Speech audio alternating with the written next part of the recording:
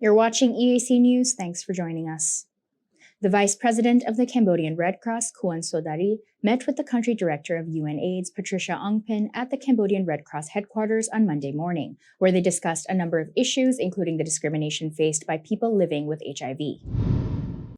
Currently, about 2% of people living with HIV in Cambodia have reported facing discrimination, with people who are HIV positive often discriminating against themselves. The Cambodian Red Cross Vice President and UNAIDS Country Director also discussed four main risks that people living with HIV face: the fact that some living with HIV are refusing to take antiretroviral drugs, the growing number of people living with HIV in Cambodia, mother-to-child transmission of HIV, and the COVID-19 crisis. The Cambodian Red Cross Vice President said, therefore, the joint thinking between the Cambodian Red Cross, the National Champions Working Group, and UNAIDS is to continue promoting education, outreach, and consideration for infants born with HIV, and to have those living with HIV treated with antiretroviral drugs.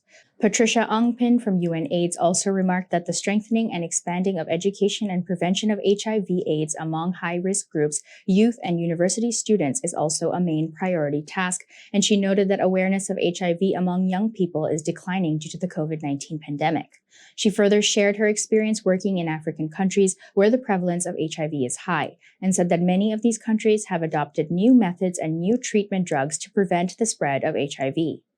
She said Cambodia currently administers antiretroviral prophylaxis among high-risk target groups, but UNAIDS is currently looking into further studies on the use of injectable treatments. Those injections, however, are very costly, so UNAIDS is considering negotiations with manufacturers to produce these injections at a lower cost so that everyone can receive this treatment.